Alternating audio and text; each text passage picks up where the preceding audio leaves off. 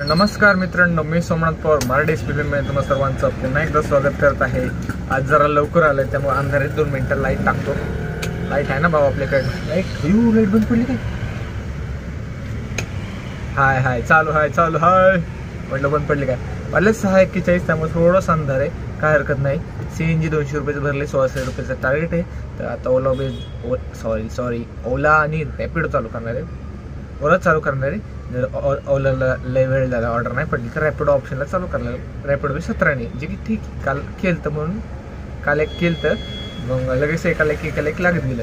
तर ओला आणि रॅपिडो, उबेर नाव बी नाही घ्यायचं, ओला आणि रॅपिडो। तर बघू ओलाला पहिली ऑर्डर कधी पडते का नाही, आय होप लवकर पडावं। चला तर मित्रांनो, सुरुवात खूपच छोटी झाली कारण एक आजी होत्या, त्यांना भाजीपाला घेतलेला त्यामुळे त्यांना चढ होत होतं नाही का, त्यांना उचलायला येत नव्हतं, चालायला येत नव्हतं। मग ते म्हणले सोडवा इथं नाही का चौकात 20 रुपये देते। म्हणलं मीटरने, ते म्हणले अरे मी जवळच आहे बाळा, 25 रुपयाला होतात 20 रुपये देते। म्हणले चल ठीक आहे, सुरुवात झाली चांगली त्यामुळं ठीक सोडलं त्यांना। त्यांना सोडल्यानंतर लगेच एक ओलाची ऑर्डर पडली 50 रुपयाला गुलाबनगर चौकात। आता आपण आहोत गुलाबनगर चौकात, हे फेमस दुकान बरं का गुलाबनगरातलं, लक्ष्मी ज्वेलर्स। तर आता इथून मला असं वाटतं धनकुडे चौकात जावं, तिथनं एखादं लास्ट बस स्टॉपला ऑर्डर पडेल, बघूया। आय होप एखादी 100-200ची पडावं, सकाळ अशी मोठी पडली बरं वाटतं। वाजले 7-8, तर आय होप 70 रुपये झाले आत्तापर्यंत, चांगलं आहे। एखादी छोटीशी पेडली 20-30 तरी होईल, म्हणजे लेवल होईल ना 100ची। नाही म्हटलं तरी छोट्या ऑर्डरमध्ये भाऊ क्वालिटी असतील, लोक म्हणतील मोठी पाय मोठ्याच्या नादी नका लागू, जे पडेल ते घ्या भाऊ। 25 करून 4 मारले नाही इथल्या इथं 1 किलोमीटर 4 किलोमीटरमध्येच 100 रुपये होतात, जी की चांगली गोष्ट आहे। मोठ्या ऑर्डरला 5 किलोमीटरला बी 100 भेटत नाही, टेक्निकली विचार करा। कधी होतं, कधी 1.5 कधी 2 खालीवर होतं, पण परवडतं छोट्या ऑर्डरमध्ये, जी पडेल ती उचला। तर बघू आता पुढची ऑर्डर कधी भेटते। तर मित्रांनो, एक ऑर्डर पडलेली आत्ता ओलाला 125 रुपये दाखवते, जे की 70 रुपये पर किलोमीटरच्या हिशोबाने नव्हतं दाखवत, आणि किलोमीटर बघितलं तर 10 किलोमीटर होतं, जे की 170 रुपये होतं। मला माहीत नाही त्यांनी कुठल्या टेक्निकलच्या हिशोबाने लावलं, प्रत्येक ऑर्डर ते 17च्या हिशोबाने देतात। मग ही ऑर्डर मागच्या वेळेस बी 1-2 दिवसापूर्वी असं करतात, त्यांचं टेक्निकली काहीतरी इश्यू आहे।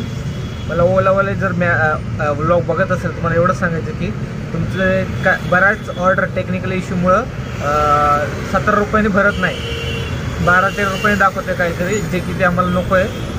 ते उबेरसारखं करू नका। आम्ही टेक्निकली आता कस्टमरला समजून सांगितलं की मॅडम जर टेक्निकली काहीतरी इश्यू झाला आहे, 6-7 किलोमीटरचे पैसे आहेत, 10 किलोमीटरचे पैसे नाही, तर तुम्हाला जे आहे 10 किलोमीटरचे पैसे ओलाच्या हिशोबाने ते द्यायला लागेल। आणि त्यांच्याकडून मी घेतलेत 10 किलोमीटरचे पैसे 170 रुपये। भाऊ साहजिक आहे, 17ने चालू तर 17नेच घेणार ना, तुम्ही 125 कुठल्या हिशोबाने दाखवलं मला कळलंच नाही भाऊ। तुम्ही बिनधास्त कस्टमरला जेव्हा चालू करसाल अमाऊंट विचारा, मी दरवेळेस विचारतो आता बाबा अमाऊंट किती आहे, कारण पिकअप करताना कधी दिसत नाही आपल्याला अमाऊंट। एखाद्या 2 ऑर्डरला होतं, प्रत्येक ऑर्डरला होत नाही, पण आपण लक्ष ठेवायचं, प्रत्येक ऑर्डरला लक्ष ठेवायचं। अमाऊंट किती दाखवते 17ने डिवाइड करा, बसते का नाही बसत, मग त्यांना सांगा बरं टेक्निक 1-2 रुपये इकडे तिकडे ॲडजस्ट करू शकतो, पण भाऊ 50 रुपये ॲडजस्ट करू शकत नाही ना। 45 रुपये झाले, 45 रुपयाचं नुकसान होतं, ते मी वाचवले। कस्टमरला टेक्निकली समजून सांगितले की बाबा असं आहे, जे आहे ते आहे बाबा। हे ओलाच्या चुकीमुळं आम्ही का नुकसान करून घ्यायचं, काय ते 70 रुपये चाललंय ते चाललंय, एवढे ट्रॅफिकचे पैसे नाही लावले ते ठीक आहे। मीटरने असतं तर ट्रॅफिकचे पैसे लागले असते, पण सकाळी काय एवढं ट्रॅफिक नव्हतं, ठीक आहे काय हरकत नाही आहे। पण भाऊ जे ड्रायव्हर आहेत त्या लोकांनी, रिक्षावाल्यांनी 70 रुपयाच्या हिशोबाने चालू, 17च्या हिशोबानेच ओला चालू आहे, मीटरच्या हिशोबाने तुम्हाला माहिती आहे आता ड्रायव्हर म्हटलं। तर कस्टमरला सोडा होतं इथं रांका ज्वेलर्स येतं, रांका ज्वेलर्स येतं सोडलेले। आता इकडं राईटला गेलं तर सेगड इन्स्टिट्यूट आहे। आता इथं बघू कुठली ऑर्डर पडली कुठली नाही। आत्तापर्यंत ते झाले 170, 145, 65 आहे, 200-300 रुपये का सुरुवात चांगली झाली। तर आय होप 300 रुपये झाले समजा, पण अजून 100-200ची ऑर्डर पडली तर नशीब देव पावल। वाजल्यात 7:44, लवकर आलं की होतं रे, लवकर उठावं कोणी पण। चला तर मित्रांनो, जस्ट जेवण झाले, 10 रुपयात जेवण झाले। तुम्ही म्हणसाल 10 रुपयात कसं काय, तर बऱ्याच लोकांना माहीत आहे नाही, शिवशाही भोजन थाळी जे आहे ते 10 रुपयात आहे. बऱ्याच ठिकाणी आहे. मी आता सय्यदनगरमध्ये आहे आणि सावित्री स्नॅक्स शिवभोजन थाळी माझ्या पाठीमागे हे दिसते का, पिलरच्या शेजारी, तिथं आता जे 10 रुपये जेवण झालं. 2 चपात्या तर पातळ, पोट तर भरत नाही. साहजिक 10 रुपयात काही देऊ शकतात, पण होतं, क्वालिटी होती, एवढं बी काय वाईट नव्हतं. झाले थोडंफार नाश्ता झाले. बघू आता परत जर भूक लागली तर परत पुढं भेटते का बघू शिवभोजन. म्हणजे मी आत्तापर्यंत 2 का 3 वेळा शिवभोजन थाळी खाल्ली आहे. आणि एकदा मला म्हणजे नाही का क्वालिटी नव्हती भेटली, पण 2 ठिकाणी क्वालिटी भेटली. एकदा वाकडला खाल्ली होती, वाकडला क्वालिटी खाल्ली. दुसऱ्या वेळेस खाल्ली होती तेव्हा क्वालिटी नव्हती भेटली, आणि तिसऱ्या वेळेस ते क्वालिटी बरी. तर आत्तापर्यंत झालेत आपले 1000 रुपये आणि वाजल्यात 12:30. तर बघूया यापुढे कधी ऑर्डर पडते कधी नाही. एक पडलेली, पण पलीकडच्या लेनला पडली, जी की ले लांब फिरून जायला होता. आणि मला इथं दिसल्यावर मला भूक बी लागली, म्हणलं चला जेवण घेऊया. मग कस्टमरने काय कॅन्सल केली 2 मिनटात लगेच. हल्लो नाही, ते दिसलं ना त्यांना, हल्लो नाही म्हणून कॅन्सल केली. बरं झालं म्हणलं, देव पावला.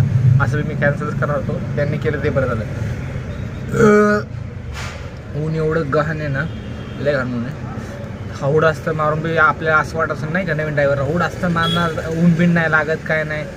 ऊन नसन लागत तरी गरम एवढं होतंय ना, त्यामुळं उखडतं. ऊन नाही लागत पण उखडतं, आणि उखडल्यामुळं असं वाटतं की गरम लागतं. ज्यांना कळलं त्यांना कळलं, ज्यांना नाही कळलं ते मला माहिती नाही, मला का नाही कळलं. म्हणजे ऊन नाही लागत, साहजिक आहे. ऊन म्हणजे काय, हे असं ह्याला म्हणतात ऊन पडलं, असं सावली ते पण उखडतं ना, होड असतं मारून बी.